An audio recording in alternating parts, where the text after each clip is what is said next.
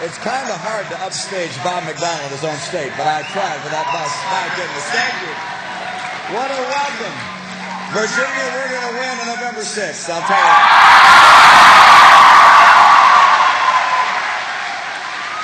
Now, there are a few people I want to thank. I want to thank Ricky Skaggs for Skaggs, boy, I can't get it right. Ricky Skaggs for entertaining. He was just entertaining us just a few miles down the road in Roanoke, and he is a great entertainer, and I appreciate his support and his help and all the work he's doing. And thank you to all these leaders in your state. I got a whole list here to make sure I get them right.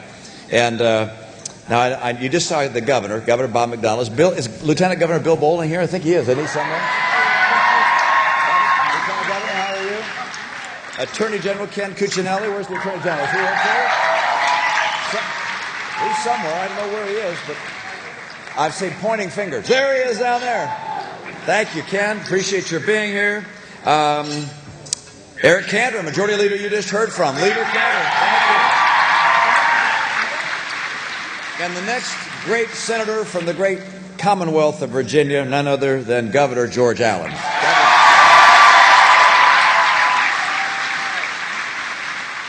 I also want to make mention of the fact that a lot of people across this country are having a real hard time right now, particularly those that were hit by the hurricane.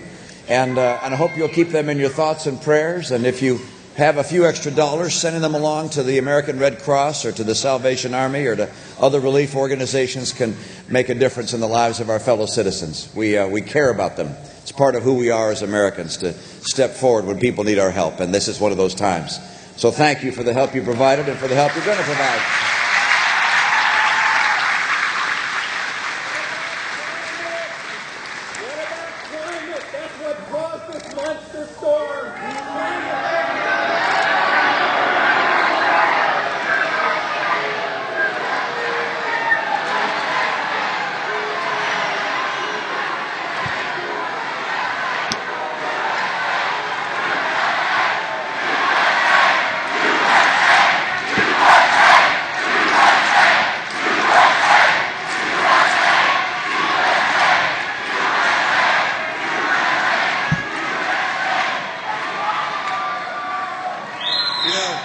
This is an election of great consequence, and I think you understand that.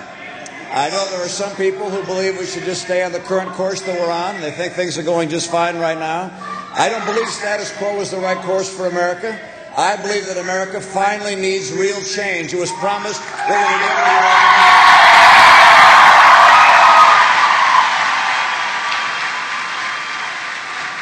President Obama's campaign slogan is forward. I think a better term would be forewarned. We've seen the results of the last 4 years. We've got a lot of people who are hurting, and they don't want to see another 4 years like the last 4 years. I mean, do you want to see 4 more years with 23 million Americans struggling for a good job? Do you want to see 4 more years with rising taxes? Do you want to see 4 more years with higher and higher gasoline prices? Do you want to see 4 more years with Washington and gridlock? Look, I know that the president wants to see 4 more years, and that's his chant, 4 more years, 4 more years. But our chant is this, 5 more days, all right? 5 more days.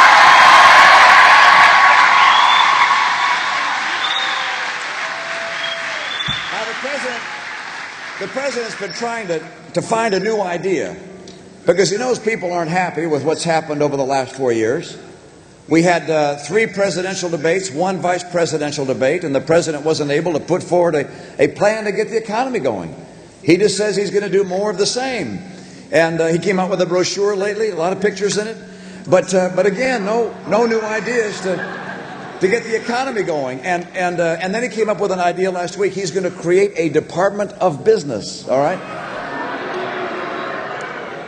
I just don't think another cabinet chair is going to create the jobs that America needs. And so I'm entitled to make sure that we get a president who understands business as opposed to tries to hire someone to the cabinet who has a background in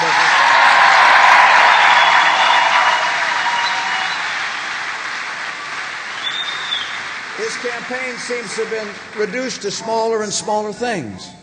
As people are facing more and more challenges, and he's been looking for an agenda to carry forward in the campaign other than just forward, more of the same. Why, for a while there, he was talking about saving characters on Sesame Street, and then it was word games with my name that he was playing, and then, of course, he got very anxious and went out there and just attacked me day in and day out. Attacking me does not create an agenda for him. And his campaign and his address is all about attacking. We actually have a plan to get this economy going. We're going to put it in place.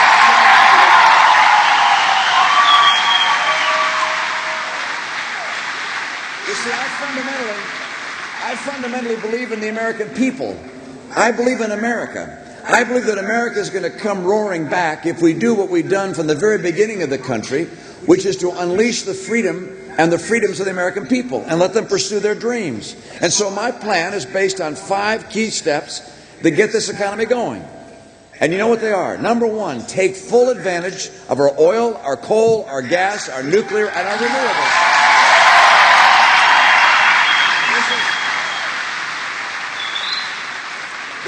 This is kind of our economy's ace in the hole right now, because someone discovered not just how to drill into the earth vertically, but then how to go horizontally and to tap into pockets of oil and gas. And so we have a lot more of it than we thought we had.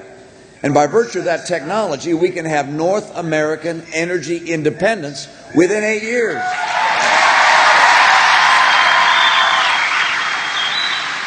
That means jobs. That means jobs here in the energy sector as well as in manufacturing.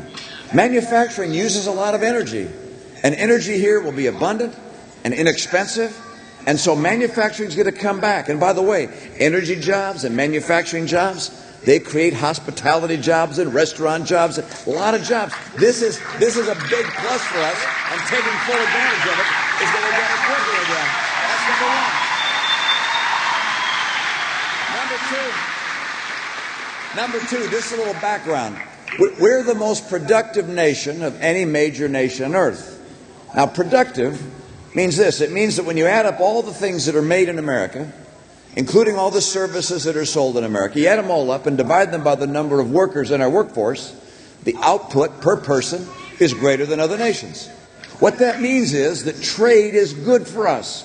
And so opening up new markets for trade, selling our goods, particularly in Latin America, it's a huge market, growing middle class. We could expand there. I want to make trade work for America by opening up markets. And I also want to make sure that if nations cheat, if nations steal jobs by not playing by the rules, we hold them accountable. That's what I'll do with China. We're going to make...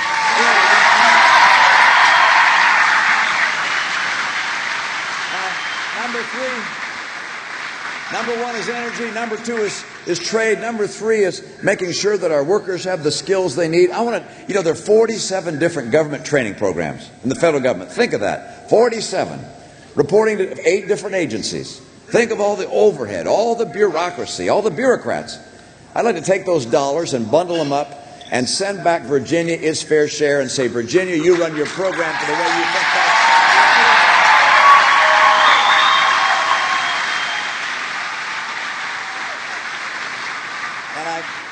And I want to fix our schools, too, for the coming generation. I want our kids to have the skills they need as well.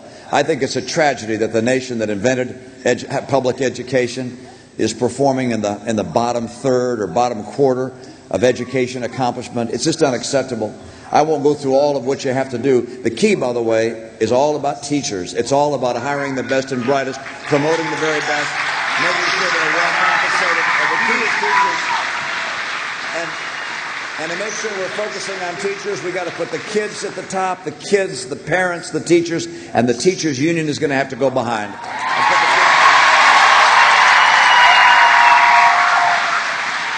That's number 3. Number four, and this may not immediately connect with why the budget has anything to do with jobs, but let me tell you, if you're an entrepreneur thinking about risking your life savings to start a business, or if you're some big company that's thinking about investing hundreds of millions or billions of dollars building new factories in America, you're not going to do that if you think we're on the road to Greece.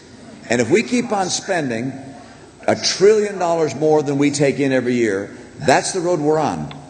And so I commit to you that I will do everything in my power to cut federal spending, to cap federal spending, and finally get us on track to a balanced budget.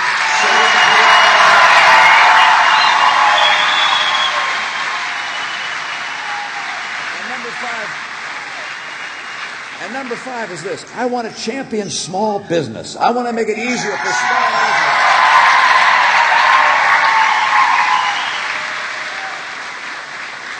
business. Look, I was just a few moments ago at Bill's Barbecue. Some of you know Bill's Barbecue in town? Yeah. They used to have quite a few restaurants, as many as 200 employees. The owner of Bill's just told me that she's going to close her doors. Business is closing up. And I said, why? And she said, taxes, federal regulations, and then she also said Obamacare. Taxes, regulations, and Obamacare. Those 3 things are crushing small businesses across America. You realize, let me just take you through the calculation on taxes.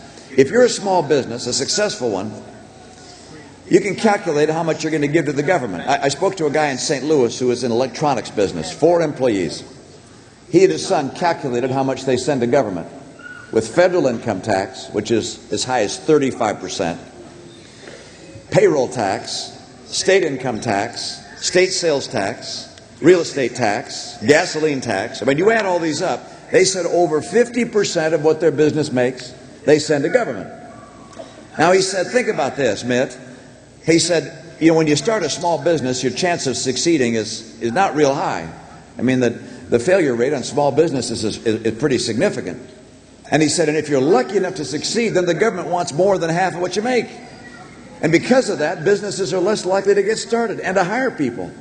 And so I want to make sure that we bring our tax rates down. The president wants to raise taxes on small business. I will not raise tax on small business or on middle-class Americans.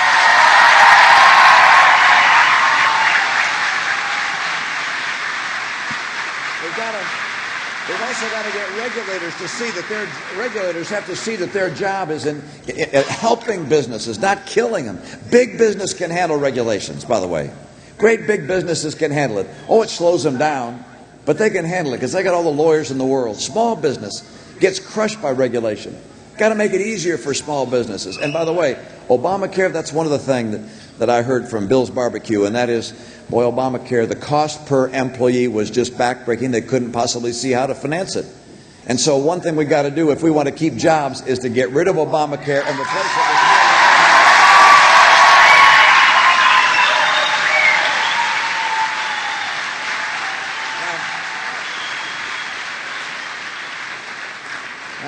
by the way, let me just ask the leader over here. Leader Cantor, when was the last time you met with the president on the economy or jobs, on the budget? He says almost a year. We'll have to go back and check the calendar. Let me tell you, for me to get the things done I just described, I'm going to have to reach across the aisle and meet with good Democrats who love America just like you love America, and they're all good Democrats like that. I'm going to meet regularly with Democrat leaders and Republican leaders. I won't do that once a year. When I say regularly, I mean much more frequently than that. Because we're going to have to work together. These are critical times. This is an election of consequence. This is an election where I think we're not going to just shape the country for 4 years, but for a generation. And so it's important that we have a president who understands how to work across the aisle. I was elected governor in a state, the Commonwealth of Massachusetts. We have a few Democrats in my state. My legislature is 85% Democrat, or was when I was governor. 85%. We had a multi-billion-dollar budget gap. We didn't go to work attacking each other. We went to work to try and do the people's business, as the Senate president said to me. He said, you know, the campaign's over. We've got to do the people's business. And we did. We cut state spending. We didn't just slow down its rate of growth. We actually cut it. We balanced the budget every year. A $3 billion budget gap became a $2 billion rainy day fund. This has to happen in Washington, and I will bring it to Washington.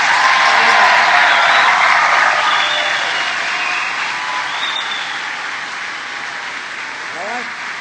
I want you to know I'm excited about the prospects for our country. I'm not down in the dumps. I know we face real challenges, real concerns.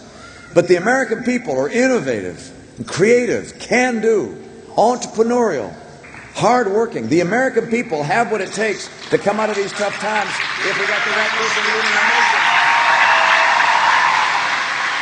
And if we pull together. I've seen the greatness of the American spirit time and again. Over my lifetime, I've seen something about the great character of the American heart. I have a favorite story I've been telling across the country about a time when I served as a Boy Scout leader.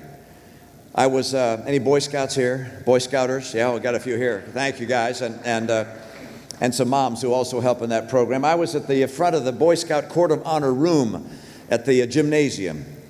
Boy Scout Court of Honors, where you get Eagle Scout awards or other awards. I was seated at the end of the table next to the American flag that was there on a little flagpole.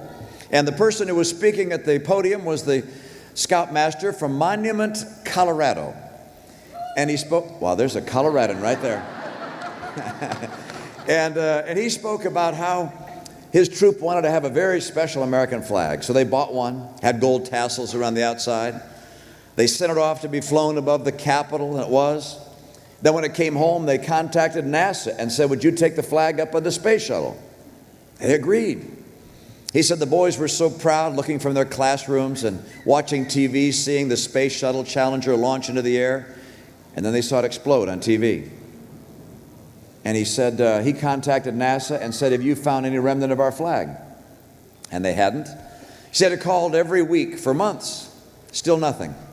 And then one day he was reading an article in the paper about some of the debris from the Challenger disaster, and they mentioned something about a flag. And he called NASA, and they said, we have a presentation to make to you and your boys. So the boys and NASA came together, and they were presented with this plastic container. And he said, we opened the container, and there was our flag in perfect condition.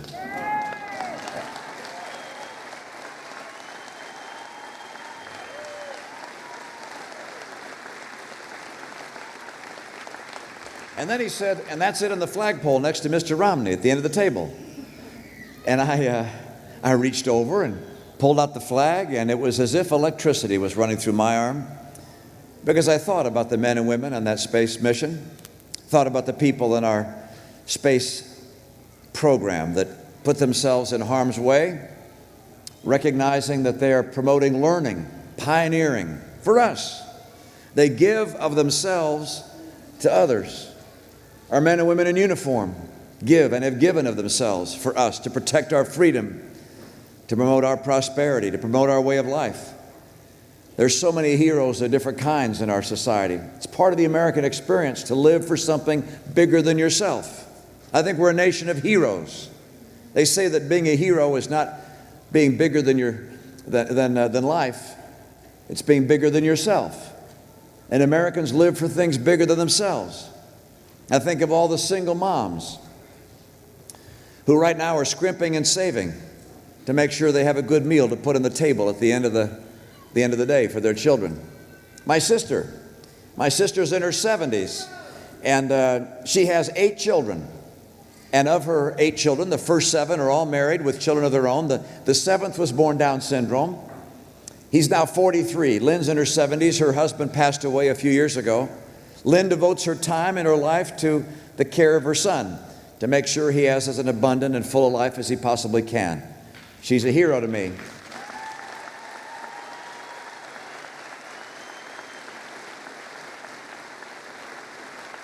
I think of all the couples across America that have decided not to exchange gifts this year so they can have a little more for their kids to have a great Christmas. I think of all the dads and the moms who are working 2 jobs so they have enough money to buy the kind of clothes for their kids the other kids are wearing at school so they won't stand out.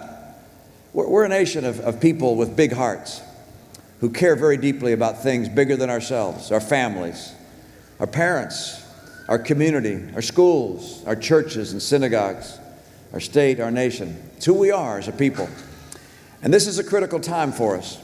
I know the people of Virginia have very clear eyes. You can see the consequence of this election. I know as Americans you have full hearts. There was a TV show some time ago about a fictional football team that on their way out into the gridiron, they typically were running against high odds. They'd touch a sign as they walked out the door. It said, clear eyes, full hearts, can't lose. And I'm convinced that we're going to come together on November 6th. You with your clear eyes. eyes and your full hearts. We cannot lose. We've got to bring back America. We've got to do what it takes to keep this nation strong, to build an economy that puts our people to work, that guarantees a bright future for our children. I love you. I thank you. We're going to win.